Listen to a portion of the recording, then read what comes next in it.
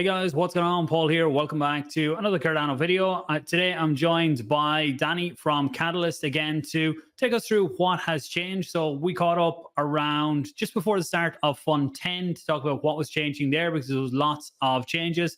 Fund 11 has just opened up for proposers to start putting in their early proposals. I think we'll go through the timelines in this, but we'll go through what's changed since Fund 10, why certain things change, what's new with new categories, new voting with no downvoting is a big one. It was a popular one out there. So Danny, very welcome. And thanks for taking the time to come back on. Awesome. Thank you for having me here today, Paul. So we will jump straight into it. In case, I presume most people watching this know what Catalyst is. Can you give a very high level what it is? And then we're going to get straight into the meat of what has changed and what's happening. Yeah, absolutely. So Project Catalyst is really one of probably the best kept secrets in all of the Web3 space, really. So to back up a little bit, how did we get here? So Cardano has this self-sustaining flywheel mechanism embedded directly into its protocol called Cardano Treasury, right? So every time you make any sort of transaction on chain, a small fee is diverted into that shared pot that now, 3 years later, commands about 1.4 billion ADA balance. And yes, there will be a billion with a capital B. And Project Catalyst has had the privilege to serve the community from the early iteration of about 50 individuals in Fund 1 3 years ago to more than 50,000 participants today to help redistribute funding in a decentralized way. And with the age of Voltaire, the self-governance era, you can expect that the community will have other additional vehicles that will tap into Treasury as well. But for the time being, Project Catalyst is really the key recipient and serves in that critical role of supporting the ecosystem grassroots innovation through a very wide variety of initiatives and providing funding to these. So Catalyst in a nutshell, in its very core, is an organic set of communities made out of many individuals and teams and organizations, all really coming together in the form of a public square to meet and collaborate in order to solve some of the biggest challenges in the space, shaping one of the world's largest blockchain-based innovation grants programs that has allocated more than $60 million in value to more than 1,300 projects based in more than 100 countries on Earth. So that's quite something, and all targeting a key theme, and it is to propel basically Cardano ecosystem forward, and by proxy really setting a world-class standard in the crypto industry at large. And Cardano community arguably is at the bleeding edge of these endeavors. So that's Project Catalyst. Nice summary. So I suppose it can be hard for projects to get funding when they're initially starting out. Things have changed in Fund 11. So I've seen there's new categories, or should we go back to a summary of Fund 10 first, maybe how that went, what you learned, and why some of the changes are coming in, and then we'll get into Fund 11.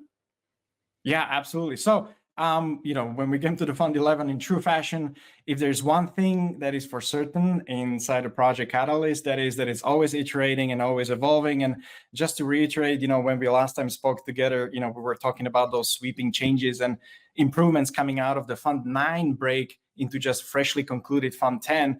And, just to recap, just Fund 10 alone brought forward so many amazing initiatives, such as we introduced the milestone-based funding for every funded project under Fund 10. There was a Catalyst testnet introducing basically ability to test rapid parallel events before introducing them into production. Then we had the ADA economy. So that was a big change. So everything was denominated in ADA to streamline and better support ecosystem dynamics.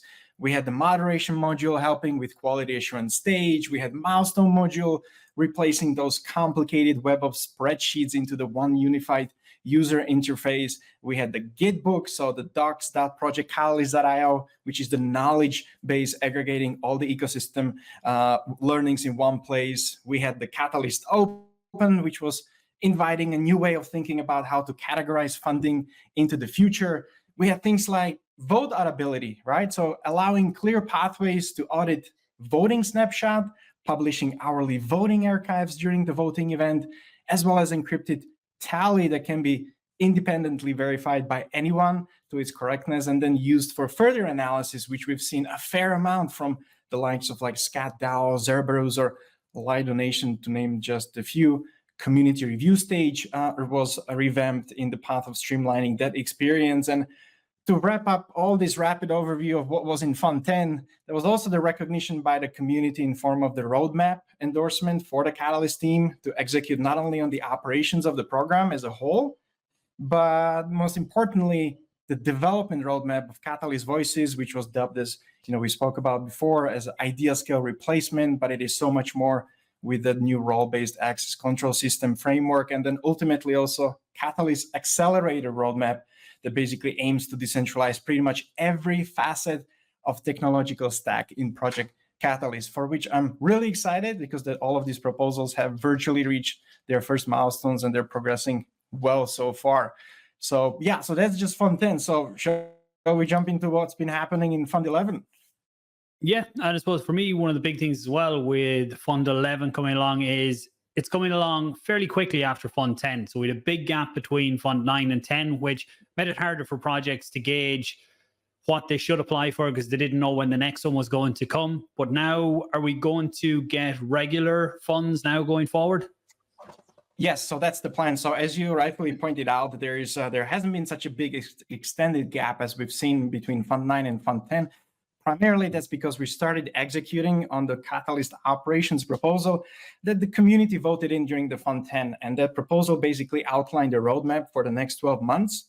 And that includes 3 funding rounds, which begins with Fund 11, and then Fund 12 and Fund 13, with each one of them commanding about 50 million ADA. So there is a schedule now in front of us. We're operationally back online, and that should provide a bit more stability, as you mentioned, to allow ecosystem not only to propel during the bear market like we've been experiencing lately, but also giving the predictability of like how can these projects come to fruition. So we're really excited. So that's why there's no gap, because we've cleaned up the operations. Everything has matured to such a degree that allows us to actually regroup the funding rounds much faster than what it was used to in the past.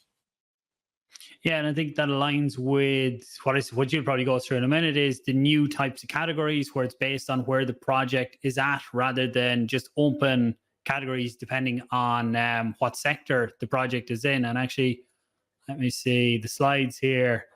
Where do you want to start on what's changed? Yeah, we can start right from the top and then we can just make our way through it. So let's begin with these funding categories first. So because it really shapes the overall framework with Fund 11. So in some of the previous funds, there were as many as 20 different challenges. I think 23 even might be in one of the early funds. So it was quite unpredictable. It was quite erratic in terms of like how the funds were actually connecting to one another. So therefore, in Fund 11, we're seeking to streamline a lot of that experience into the 3 distinct, easy to understand categories that are then further divided into the sub-tracks. And we're going to see and learn in Fund 11 how these things interact. And I'm pretty sure there's going to be lessons learned to figure out how they're going to be adjusted or iterated upon in Fund 12. So the first category is called the Cardano use cases, right? So this is where we're looking for adoption and real world utility of Cardano to a global base of users and customers. So use cases could be about applications, products, and new services that you really aim to lay the foundations for innovative business ideas to flourish on Cardano.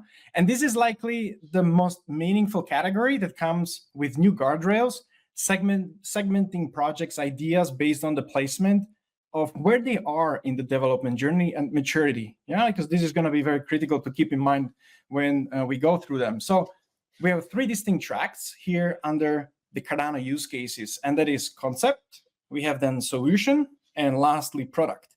So concept track is where the early stage ideas finally find their home, like a safe harbor of sorts, so where innovators are seeking really to begin formulating their steps into the proof of concept as a key output, along with like the design research and basic prototyping. So here the submissions are especially encouraged from proposers of products and services that have not been previously funded by Catalyst, and it will help support proposers, namely these new Catalyst entrants, really to get their idea off the ground and gain experience of working with product design processes, right? So that's the concept, that's the first level.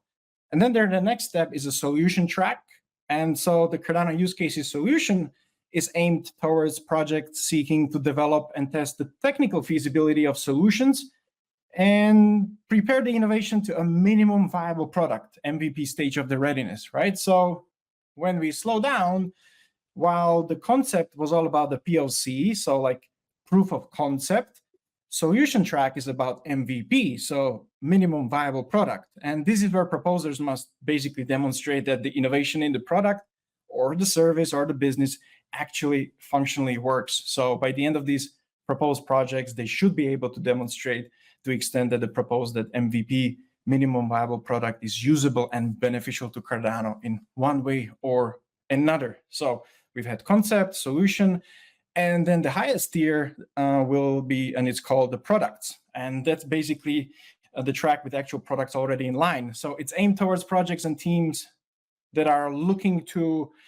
enhance existing products or service or business propositions by basically extending the feature sets of those pre-existing products. So now you can see that this new format allows for a better navigation and ultimately sense making about the levels of individual project ideas, based on their maturity level. Where are they on their, long development path in which segment? So, which is really exciting proposition where small concept ideas, which we've seen a lot of feedback in the past, are not directly competing with established products already on the market. And in the process, really dramatically leveling the playing field and giving that very much needed boost to the core of the Catalyst, right? When we talk about the grassroots innovation. So I think this segmenting is gonna work really well.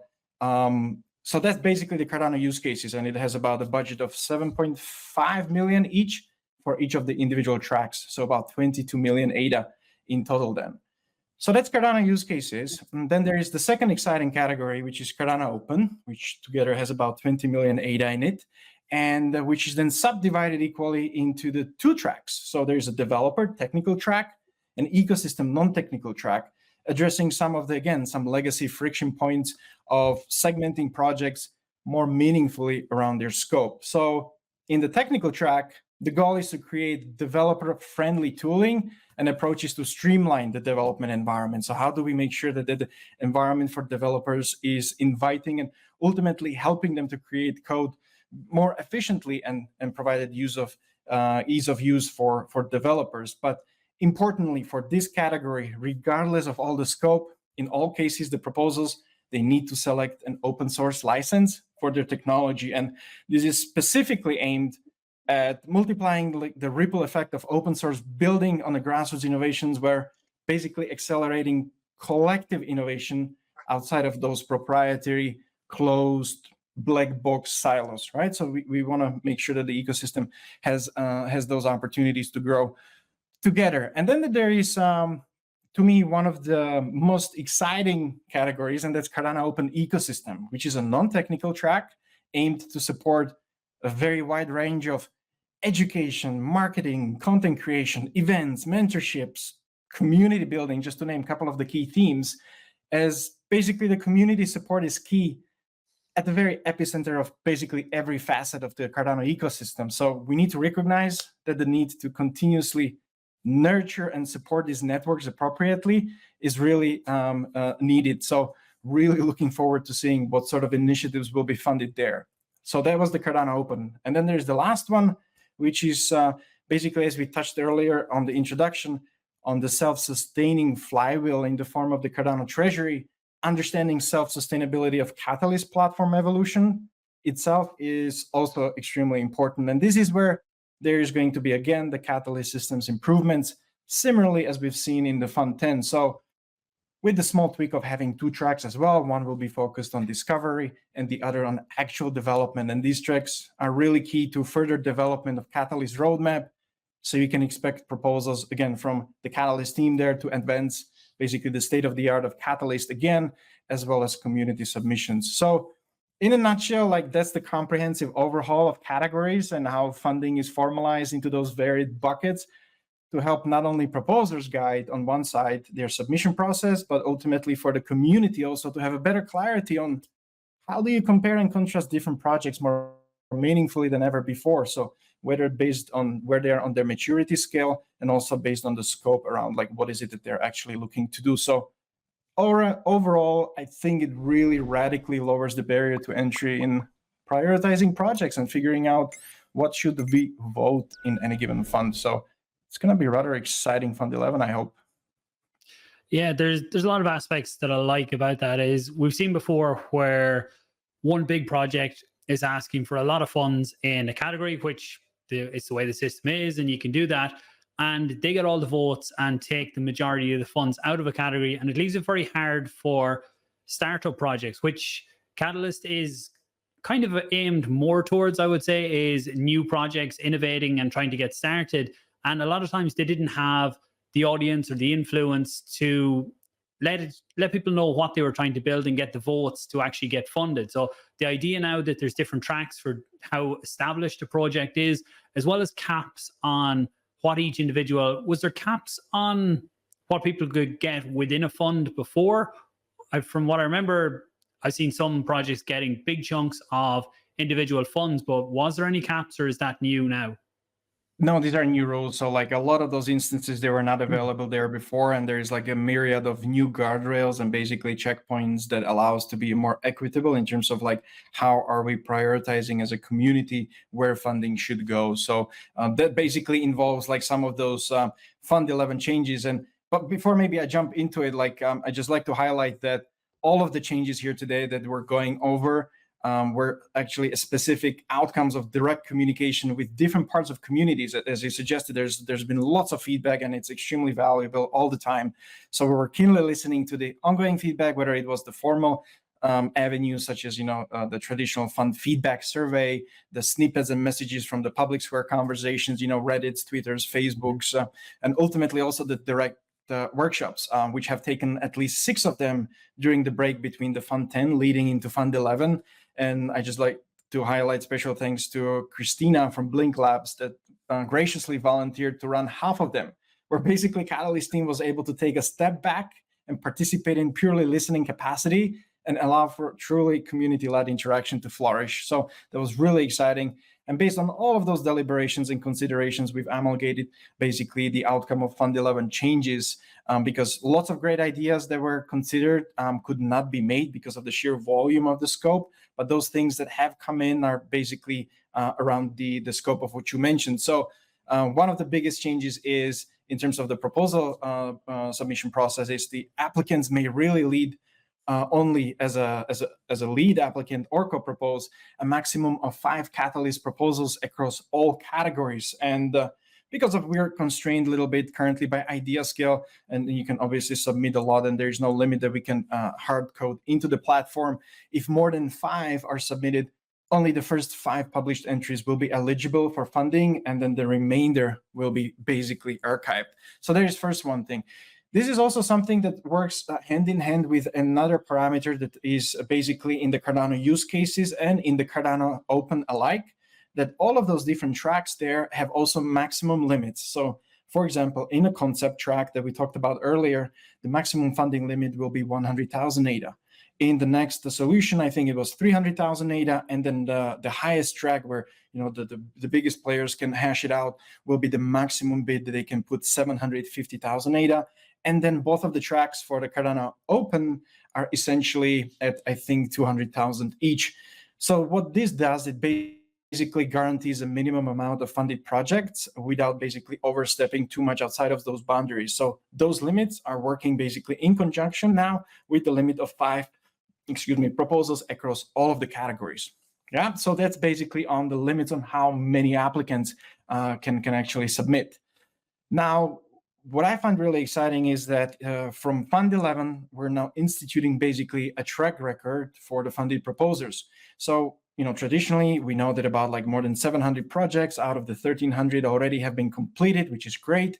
But there's still some outstanding projects from like Fund 7 or prior that haven't completed, or they haven't perhaps been very communicative as of late. So because Fund 7 now, give or take, actually happened almost 2 years ago, I think February 2021 was when the results from Fund 7 were published. So by the time we get to the outcome essentially of Fund 11, which will be at the end of February, it will be a 2-year mark on the youngest of those funds. And then there's some funds before as well, right? So what we're going to do is we're going to start looking back that if you still have any outstanding projects that haven't been closed out or completed from Fund 7 or prior, you wouldn't be able to submit in any capacity into the Fund 11. Now, there is still some time to take things into order, but I think there's time to do it before the start of the community review stage in Fund 11, which is basically mid-December. But it basically, what this signals is we're sending a message to the ecosystem and to the community based on the feedback we've collected that before you come back again for the public grants like Project Catalyst, you should need to take care of your backlog first, right? Like there's no need to come back if those things haven't been taken care of. And if it is that some projects have, we are on the, on the innovation bleeding edge of all kinds of ideas, and sometimes ideas do run into the dead end, and that's fine, but you need to come back. You need to go through that basically formal process of closing out, producing those assets so that the next people who might have a similar idea like you can build upon that knowledge, right? So there's no finger pointing in terms of like why the projects could not finish. As long as we're able to capture that sentiment into the collective knowledge, then we can close out those previous projects. But without having that in place, you cannot apply in Fund 11. So that's another important element in terms of like how reputation works. Now, when we talk about the reputation, there's also that element that if you are a lead proposer or co-proposer with 5 or more active projects funded basically from Fund 8 or later, you must have a track record of really good submissions of your report so that you're actually coming back to the community and providing some feedback, right? Like you can't just take the funds and then never show up again, because if that's the case, well, we need to motivate people to actually get back on track and provide that knowledge. So you will need to have, as a proposer, at least 3 monthly reports in the past 6 months before you actually submit a proposal under Fund 11. So again, trying to iterate in terms of like how the track record of the previous fundees actually builds reputation going forward. And then we have also this leftover funding. We've seen also in Fund 10 a little bit of unfortunate situation where leftover funding, which was also tied to the downvote, which I'll get to a second, that a lot of funding was reallocated back to the leftover, and it was consumed again by some of those larger projects. So in the ethos of the Catalyst of supporting those grassroots innovations, basically the Catalyst systems improvement will be excluded from that leftover funding. So if you're asking what is leftover funding, so every fund, each category has a specific fund cap, and at a certain point it runs out of money to actually fund the next viable project. And if that's the case, then all of those bits and pieces from all categories are combined together, and then the tally is rerun again from across all of the projects.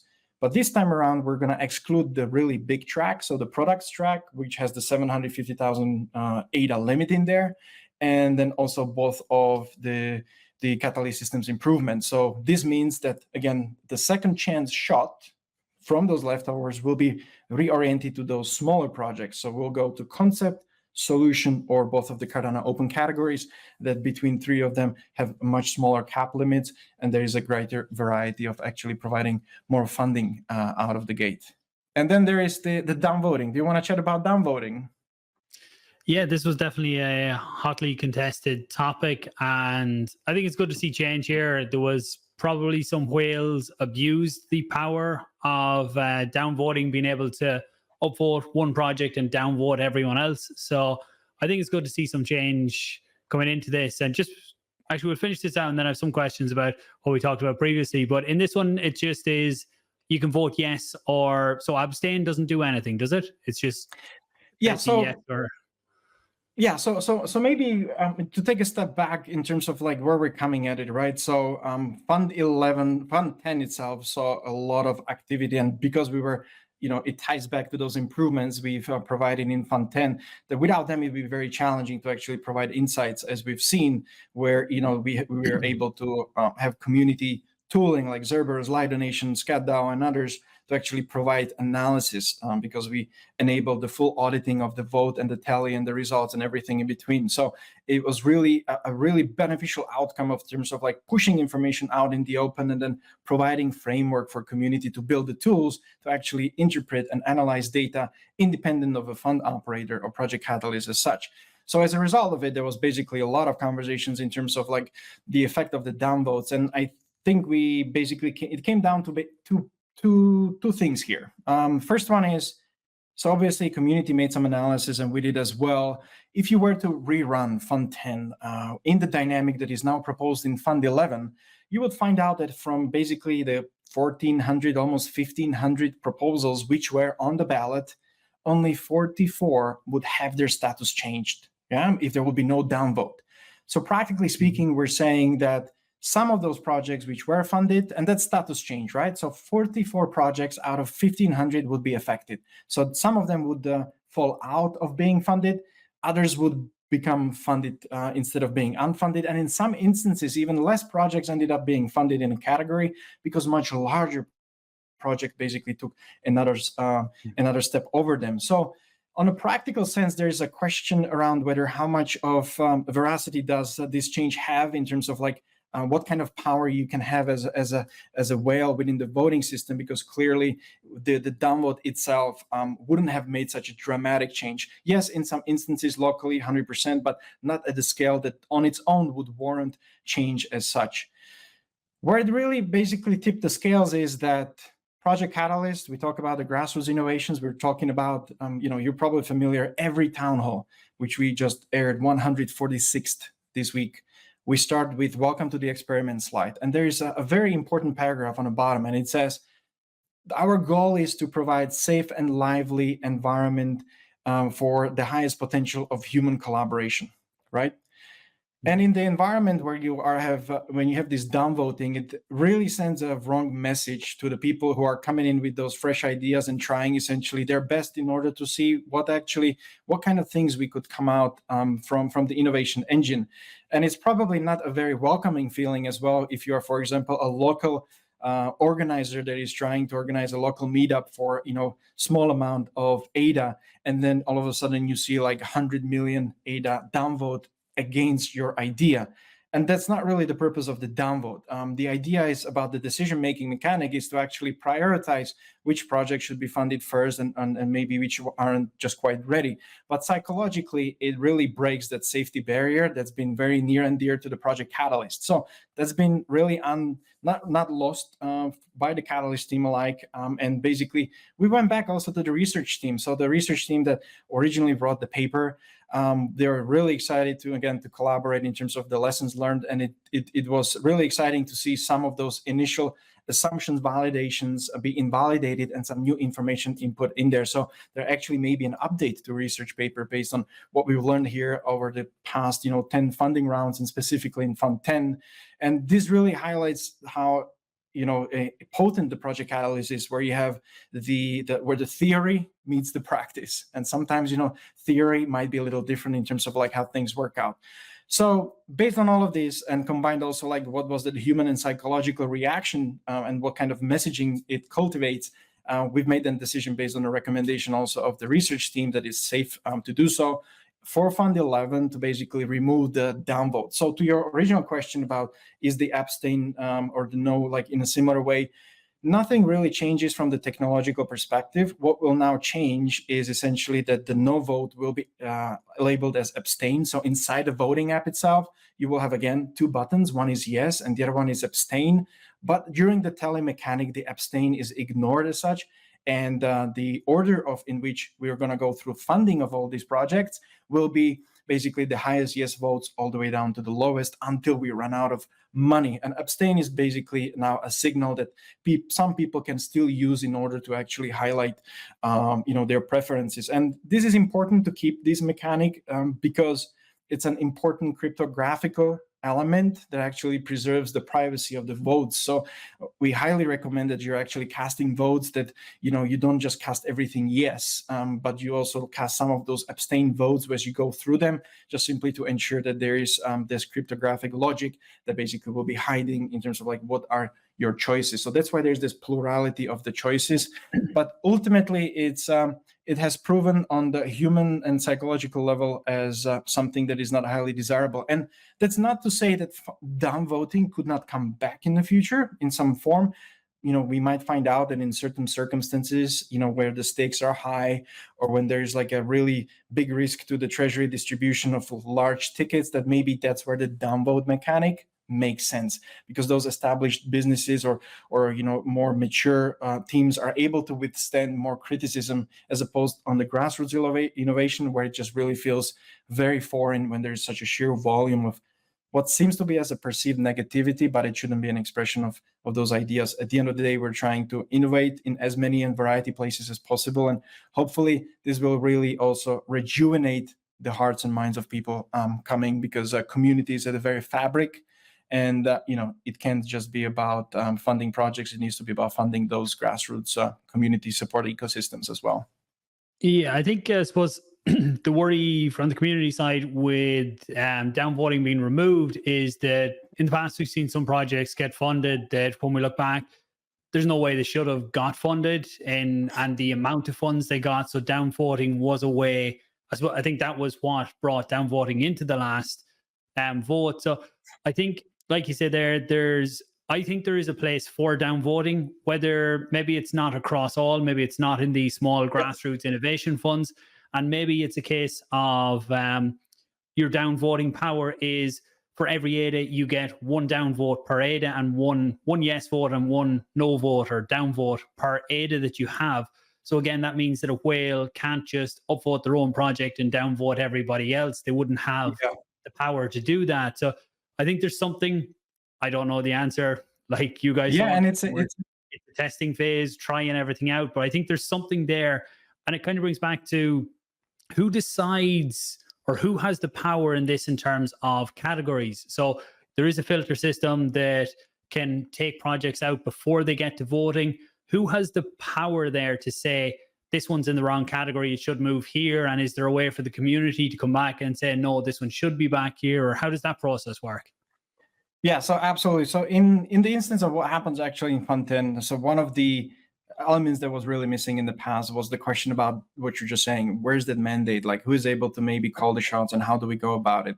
So the positive outcome of the Fund 10 was also that the Catalyst team has been now mandated into the position of the operator. And because there are now fund rules that are published in the beginning of each funding round that basically outline, because what we saw today is just the high level. There's like a myriad of different rules which can be found on the docs.projectcatalyst.io under the label of Fund 11 rules, that basically it's up to fund operator to help enforce. So until basically such time that we have new processes and tooling that allows us to actually, again, dissolve that responsibility more broadly. So for the time being, it will be within the realms of the fund operator. So in this instance, will be Catalyst team, but we'll be periodically basically canvassing the submissions to ensure that they're sort of in the right track and category submissions. And doing so, one lesson learned also in the previous instance is to ensure that this is actually done earlier in the process than rather later. So as soon as basically the community review stage comes to an end, this should be already settled. And we're going to be also looking up to the community reviewers to basically flag or help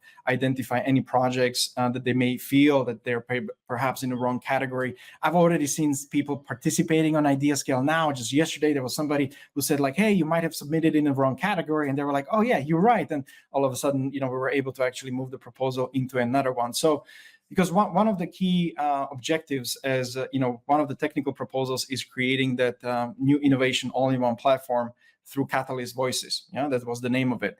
And the goal there is to create that the innovation becomes more an ongoing conversation rather than sort of those ruptures of almost having a cardiac arrest, like during the community review where something happens in a very condensed period of time. So we would like to turn that into more of a continuous conversation where proposers and community members at large can engage. And when they have those conversations in there, the things which today get sort of like also put into the back because there's lots of campaigning, when there's some value in those comments, how do we ensure that that thing is being resurfaced up higher so that when the voters come back to the mix, they're actually able to make some informed decisions because, perhaps it was suggested that, this is in the wrong category and they can discount that proposal in lieu of somebody else. So long story short, it will be the prerogative of the fund operator.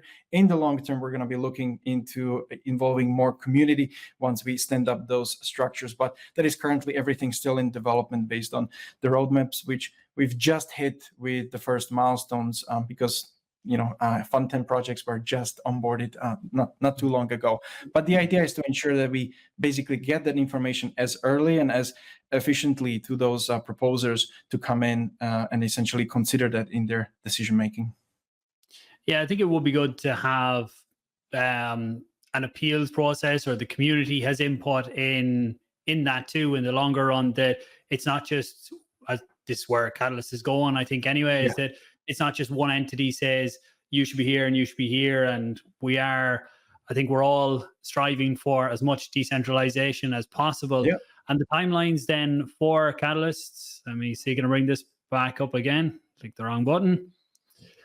So timelines, I think we've mentioned already. Fund, and my camera's frozen again. I have too many calls today and it's overheating here, so I'll stop that, but I'm still here. Fund 11 launch 15th or 16th, proposals open. So up until December 7th, anybody can, or actually till November 30th, anybody can submit a proposal, is it? Yeah, that's correct. So obviously we just launched on Thursday morning on time, 11 a.m. UTC. So the proposal submission window is 2 weeks and it's open up until November 30th at 11 a.m. UTC. What happens at that point is that the proposal submission form public button is disabled. So in order to get your proposal in, you have time until November 30th. And then essentially we extended the period for finalization. So this time around, it will be a full week length that every proposer will get to basically gather all of the feedback that they've received, whether it's the scope changes, things of that nature, until December 7th. At 11 a.m. UTC, when the edit button will disappear. And then from that point onwards, we will transition to the community review. Now, understanding that we are also coming into what is quite a busy family period for a lot of participants around the world over the Christmas and holidays. So we've extended the community review stage by an extra week on the first part. So the community reviewers in the first instance will be working over the period of 3 weeks from basically December 14th until January 4th, before we get to the moderators, and then we get to the next stage. And if everything goes well, then the voting should take place on the January 25th. I think it's worth noting that the voting power snapshot will take place on January 15th, so a little bit in advance at 9:45 p.m. UTC, which should be epoch transition right there and then. So if all goes well, then the voting will take place from January 25th until February 8th, and we should have known results by basically the second half of February. And it will be them following a similar format of onboarding projects, just like the Fund 10 has just concluded. Because I think this is one of those most exciting elements when we talked about how we talk about accountability and also the downvotes, right? In the original papers, there was no concept of actually having some post-funding accountability. It was just distribution of funding per se. Whereas right now, Project Catalyst can distribute that responsibility, not only between the voters, but also once the vote is published, that there's actually checkpoints in the form of the milestones that protects the Treasury from distribution of the funding to people who may not be worthy of it. And that's now entirely run by the community, because in Fund 9, it was 5 people participating. In Fund 10 onboarding, we had almost 50 community reviewers basically approving statement of milestones. So anyways, just a caveat about the downvote, that there's lots of moving pieces that help us basically redistribute that attention between multiple pieces throughout the program in such a way that makes it more resilient and comfortable to flow through. So all of that, again, will happen just like for Fund 10 projects in March. And if everything goes well, we're going to have a little bit of a cool down period, and we'll be looking then for Fund 12, maybe sometime in April. But let's see, there's lots of dates and milestones to hit in advance. And as we can always attest to, Project Catalyst can be quite unpredictable sometimes. Yeah, and I think it's good for projects to know that the next funding round is coming fairly quickly afterwards, all going to plan, obviously, and that they know what they need to allocate in this funding round. Giving up on the camera, it's too many recorded calls today. They know that they don't have to look for a huge amount in this funding round, that they can ask for smaller amounts, and then they can do the next part of the project in the following ones. So Danny, thanks once again for your time today. Hopefully it has helped people understand where Catalyst is, why some of the changes are coming in, what the latest is on it, and for any projects out there that they got a better understanding of what to put in, when to get it in by. And look, we will catch up again in another while. And in watching, please do share it out. Let as many people know as possible who want to build on Cardano that this is a way that they can get funding, and especially for smaller ideas this time, there is a better viable path, I think, to get funding if they have the right ideas. So thanks for watching, and Danny, thanks again for your time. It's been awesome to be back, Paul. Have a good day. Thank you. Talk soon.